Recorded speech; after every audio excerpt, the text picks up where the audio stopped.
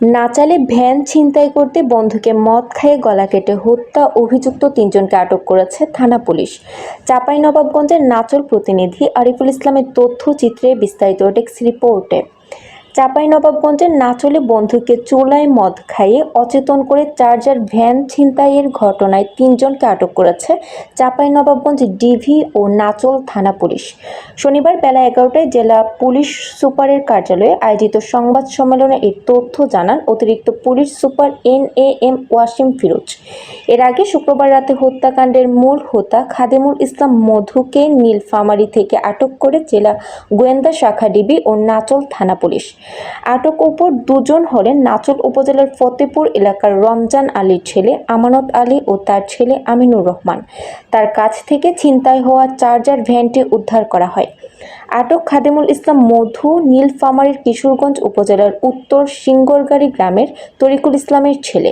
তিনি চাঁপাইনবাবগঞ্জের নাচল উপজেলার বিয়ে করে দীর্ঘদিন থেকে বসবাস করছিলেন।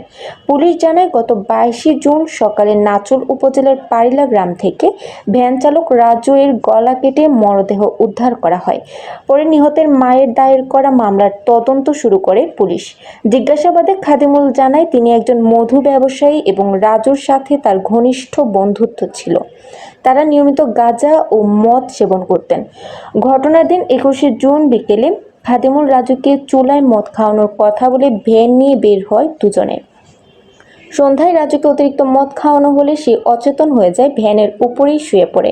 এরপর রাত 10টার দিকে ফতেপুর ইউনিয়নের পারিলা গ্রাম এলাকায় ভ্যানের উপরেই রাজুকে গলা কেটে হত্যা করে খাদেমুল। পরে মল্লিকপুর বাজারে 20,000 টাকায় ভ্যানটি বিক্রি করে পূর্বের জন্মস্থানে পালিয়ে যায় সে। অতিরিক্ত পুলিশ সুপার ওয়াসিম ফিরোজ জানান, খাদেমুল রাজু হত্যায় দায় স্বীকার করেছে। শনিবার তাকে আদালতে হাজির করে রিমান্ড আবেদন করা হবে।